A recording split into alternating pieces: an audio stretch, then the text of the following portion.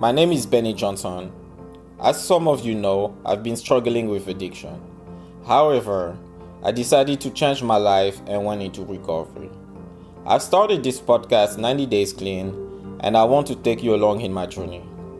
What does lie ahead of me? Let me be frank. I do not know. Will I ever drink again? I do not know. This is how Stairway to Redemption was born. It is my search for answer in a real-time process of what is going to work for me. It is then my aspiration to help you figure out what's going to work for you. It is our journey together.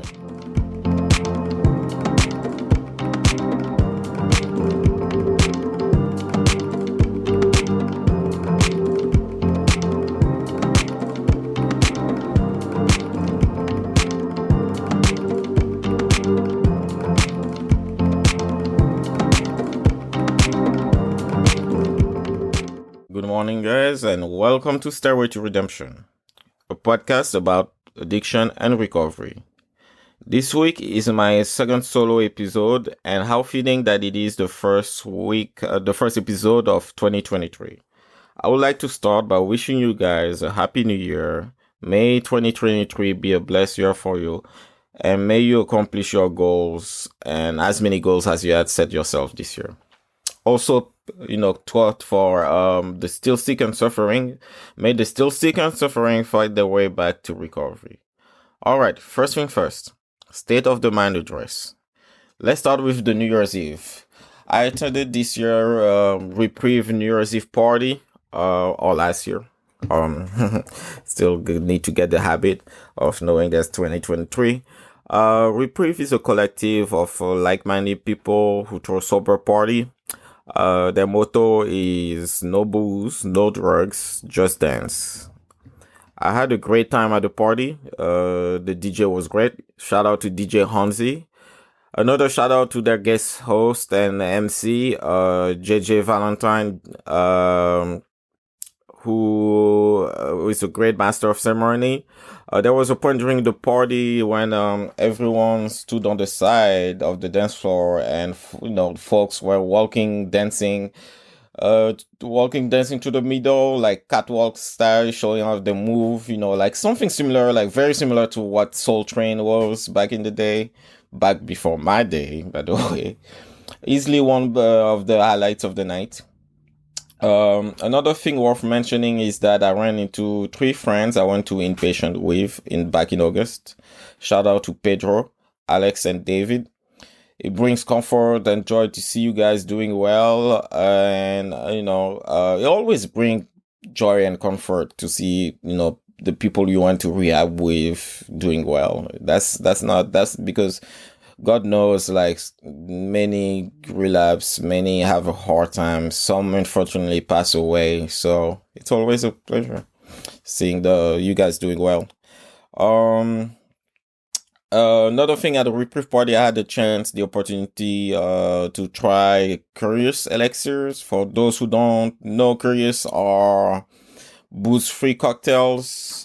They have their taste of their own, which I like. They are not trying to replicate any taste from existing alcoholic cocktails. They are not trying to be like, booze-free mojitos or booze-free margaritas. For those who listen to last week's episode, you know that I draw the line on mocktails at those who taste like their alcoholic counterpart. I don't like those. I like mocktails that have the taste of their own. Feel free to check episode 11 to hear my take on the matter. I expand more on it toward I think it's toward the middle or the end of the episode. I'm not too sure.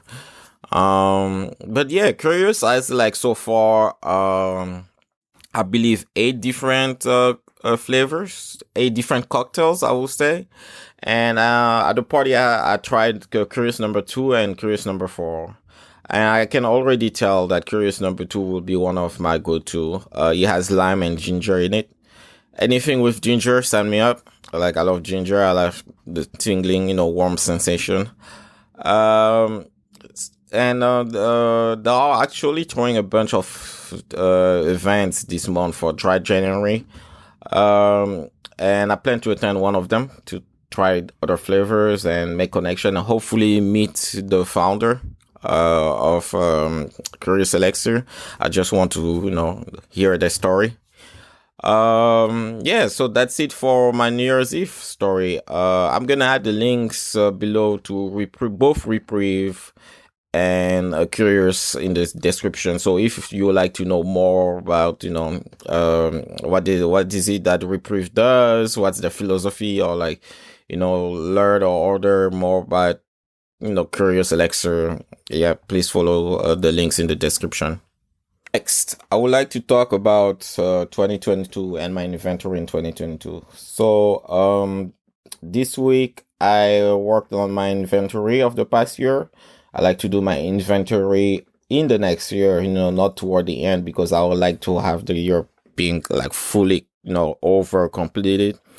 And I do that exercise where I journal. I would recommend people to journal, whether you're in recovery or not. It's always interesting to go back to previous entries in your journal and realize how your memory can betray you. Personally, it's easy for me to recall events, from memory, but I'm always surprised how different I felt at that moment compared to me trying to recall how I felt about it. And writing your feelings at that instant T it's good because it's hard to remember feelings, I guess, like somebody told me that we were conditioned like that, because if we take the example of a woman giving birth, if they remember the pain of giving birth vividly, they will not have other kids. So I guess we are conditioned like that, maybe, but yeah, it's always, it's often hard to remember feeling, but even if you remember the events, how they occurred. But yeah, so the way I proceeded with doing my inventory of 2022, I thought at first I would do like a month by month, probably read the entries of the days, of my previous journal, or opening old journals and read the entries of those days. But I thought, there was a better way to do it, and I decided to go by big events, trying to remember and what were the big events chronologically of 2022. And not go by month, because that would be ridiculous if I did that. I would be here writing forever.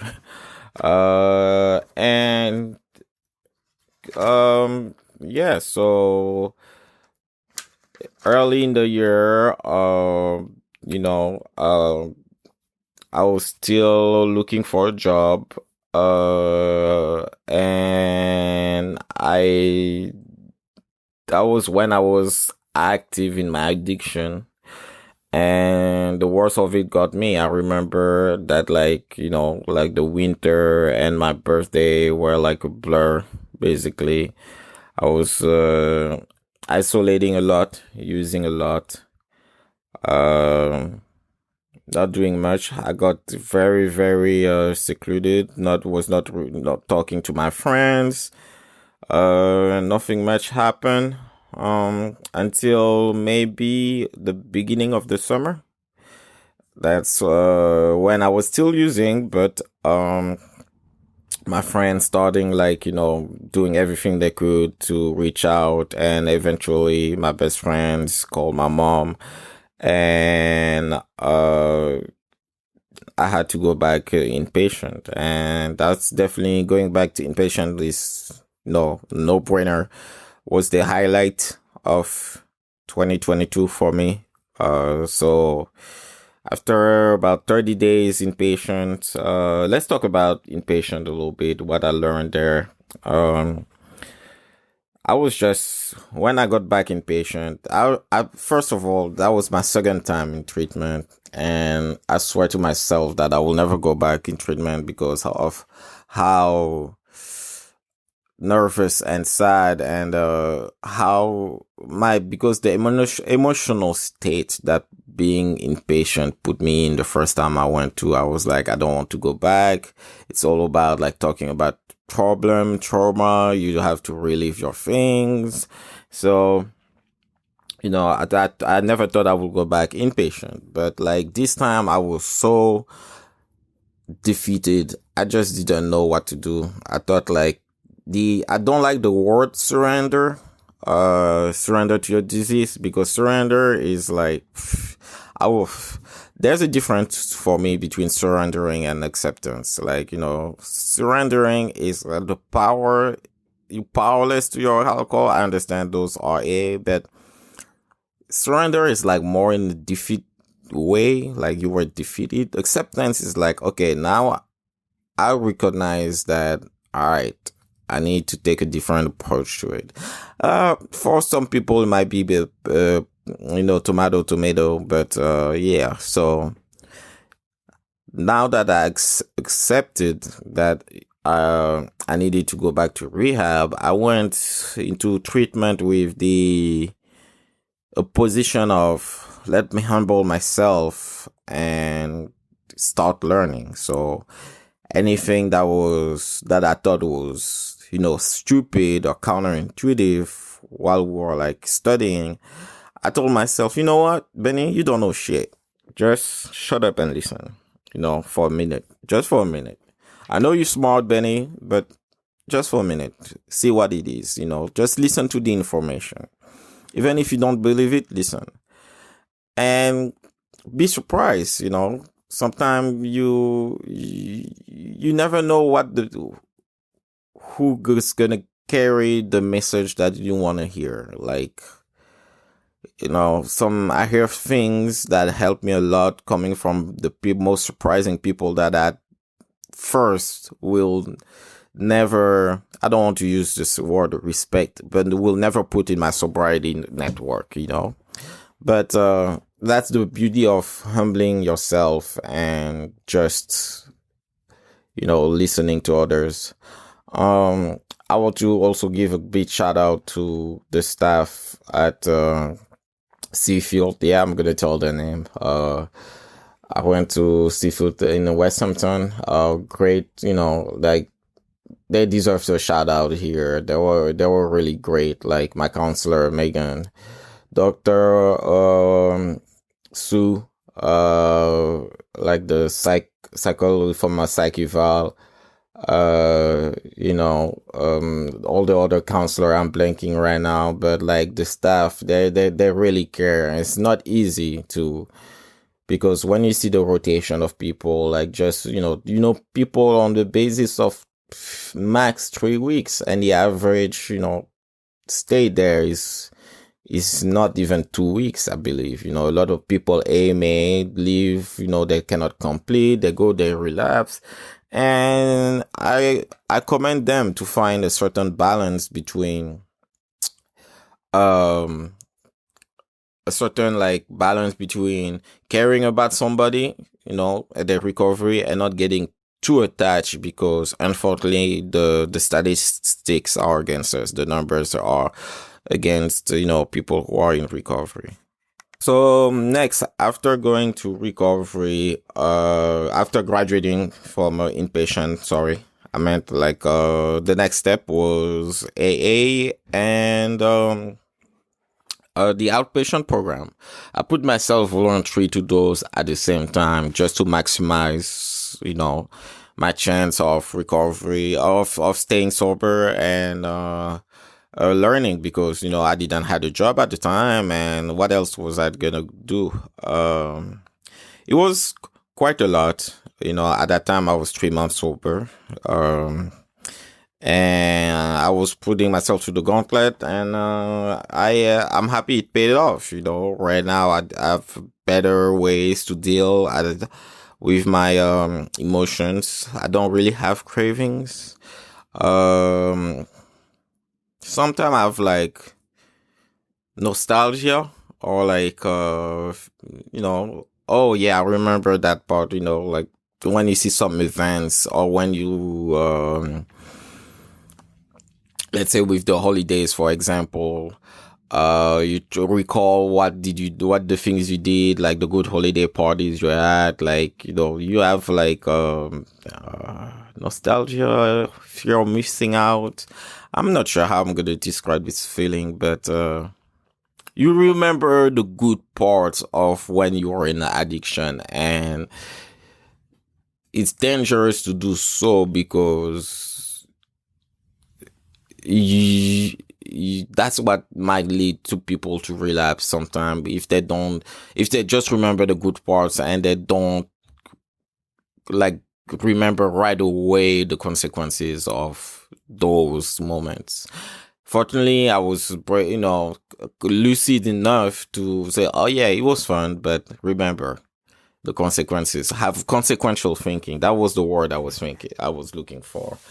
Um, but yeah, I'm still going to outpatient now. But I'm in clinic. I'm only 1 hour a day, 5 times a week. Hopefully it's gonna be done soon because I'm getting tired of that too. So the other tool that I discovered was AA. I like AA. I didn't do the 90 meetings in 90 days. I did as many as I could. Now currently I go to at least 2 meetings a week, sometimes 3. And that's what I can do right now because, I work also. And I look forward actually going to those meetings. I think they're essential. Before, when I wasn't going, but when I wasn't working yet, when I didn't go back to the workforce and I was going to extensive meeting, I got at one point AA out. I don't know if that's a word, but I got a little bit sick because, for AA because, it was too much. And also, I'm not the type of person who always I'm not the AA guy that wants to hang out with AA people outside of AA. I like to have my life compartmentalized. So like AA helps me a lot. Outside of AA, I do a lot of physical activities. I go to the gym every day. I kickbox, and those activities help me a lot in my recovery, but they're not tied to AA. I cannot, I don't do like going to the diner after the people going to AA unless it's an anniversary. I try to show up to anniversaries, because those people show me some love and support. I think the least I could do is to show up on their anniversaries, but like I do not hang out with too many people outside of the room like on an everyday basis. That's not me. So yeah, that's basically what happened in 2022. Rehab, the podcast. Oh yeah, let's talk about the podcast. Of course, yeah. I've totally forgot about that. So yeah, 2022 was the creation of Stairway to Redemption, a podcast about addiction and recovery. And oh wow, I almost forgot the platform that I'm speaking on right now. That's well, my mind is all over the place. And yeah, that the idea of the podcast came to me around the end of September when I started the outpatient program. I knew inpatient that I wanted to do something to help to pay back to the community. And I was already working on, something tied to like help addiction and recovery. It's not until that I had my phone back and I was able to listen to music and podcasts that I was like, why don't I, create a podcast about addiction and recovery? And the thing about the podcast, I didn't do it with the intention of helping myself necessarily. It was more with the intention of, I want people to have as much information as they can, because I noticed that in the recovery podcast game, a lot of people started sharing their story when they were sober, several years in. And like I mentioned earlier at this episode, it's hard to recall feelings you had. You can recall events, but the way you felt at that time exactly is a bit different. And I wanted to start something where I was going to experience the tribulations of going to AA and outpatient and suffering, and how annoying it is, and share those in a real-time basis. I thought it was a better approach. So I created this podcast in the optics, in those optics of sharing my information. But what I realized is it helps me a lot too, because talking to people and hearing their perspective and seeing their perspective and hearing their opinion also helped me to my day-to-day recovery. So I'm gaining as much of it from it as I hope you guys are gaining from it. And wow, the love of support for the podcast itself. As of recording, I think if we had over 280, 270 downloads. So I think in average, I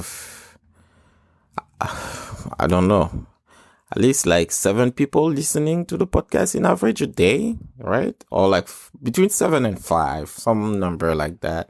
And this podcast is not even 3 months old. It's not 3 months yet. It's going to be 3 months in January 14th, I believe. Yes, January. So I created in October 14th. So December, January 14th is going to be 3 months. And I appreciate your support, guys, and share the word again. Okay. So now 2022 is behind us, and let's talk about 2023 for a minute. I'm not a fan of New Year's resolution. They think they're too basic and too easy to break. But I learned recently through some friends that I met recently that there's a thing called a vision board. So the concept of a vision board, you take a poster and you cut clippings, paper clippings, or pictures, or you draw things that you want to manifest in the year. And I thought it was a great exercise, because the way I see it, if you see the end result, or if you imagine the end result of what you're looking for on paper, literally, and put it on the poster, you can really figure out how to get there, because you have the end. I think it's easier from my point of view, and also it definitely looks better than just doing a resolution, because resolution, sometimes people don't. Me personally, I don't see the end of how to say. There's people do make the resolution with no end goal in mind. Why am I going to the gym every day, for example? I'm gonna go. But if in your vision board you put yourself saying oh, at the end of the year I'm gonna be 30 pounds lighter, and you go every day, it's a different approach. I believe it's a better, more realistic with having an end goal or end vision. So I'm gonna definitely work on creating my vision board for 2023. I have a couple ideas of what I want on it, especially for the podcast. I hope that it grows further, that I reach 1,000 downloads. That I create a community around it. Those are things that come from the top of my head. That I stay sober, that my friends stay sober, that my family is safe, obviously. Is that part of the vision? I'm not too sure. But yeah. And I'm probably gonna share what's gonna be in my vision board next solo episode. So yeah, stay tuned for that. And finally, one last thing. And we're done. So this is January 2023, and as every January for a while, for a moment now, there's that thing called January, and I would like to talk about dry January for a second. Um, I'm conflicted by dry January. I welcome the initiative of people, like trying not to drink for a month, because God knows how hard it is to stop drinking and using when, everything is surrounded by alcohol, especially that if you notice when, with alcohol, especially when you don't drink.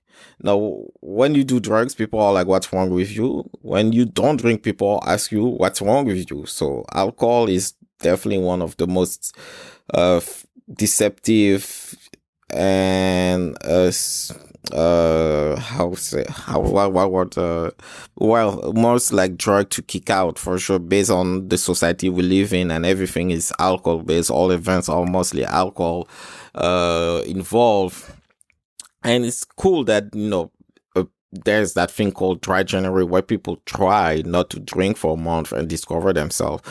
The issue I have with it is intentions. I think like people are using dry January like giving up something for Lent, like you giving it up, but you're gonna pick it up later. And for those, depend on what people expect when they go on dry January. Does it matter? Is it even effective if you do it knowing that you're gonna pick up or drink, or like you're gonna drink in excess like the February 1st? What's the goal of it? Also, I'm not a huge fan of trendy things. Like, if you want to discover, if one would like to discover or to try sobriety, try it at any time. Don't wait dry January to do it. I'm gonna be selfish right now, and this thing reminds a little bit of the people who sign up for gym membership in January and are like, going back again to that gym example that I love. It's an easy example for me to take. And are like, all right, now this year I'm going to work out every day and stuff. And we know that among those people, sure, there are those who's going to stick to it, but others are just going through the motions because this is what people do in January. They sign up for gym membership. We know there's a intake and influx of people signing up for gyms. Even currently I'm at gym, I see like more people that I never seen before. And this is my selfish side talking. Who am I to judge? But still, like, there's a problem with intentions, and I can see the good side of dry January. And this is what I'm ending this with. I want you guys to let me know and share on social media or something there. What do you think about dry January? I will definitely promote dry January because, whatever gets you in a room or whatever gets you on the path of recovery or sobriety. And even if you would like to be sober curious and try something, that was a perfect opportunity.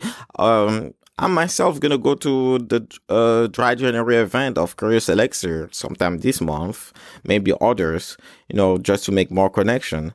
But, in the back of my head, once it's probably a default. I don't like to use the word defect of character. It's a flaw. And when something becomes trendy, I'm very, very, very careful. I start analyzing why we doing these trends in the first place. I wish I did it before for my addiction, but like when something becomes trendy, I'm very, very my antenna goes up. Yeah. But yeah, let me know what you guys think, and I'm gonna end on this. Oh wow, I talked for like half an hour straight. Oh my god, that's too much. All right, guys.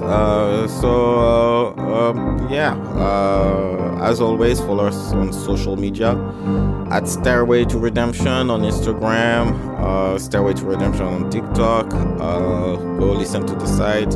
Leave us reviews on podcast on Spotify and Apple Podcast. And I will see you guys next week. Bye.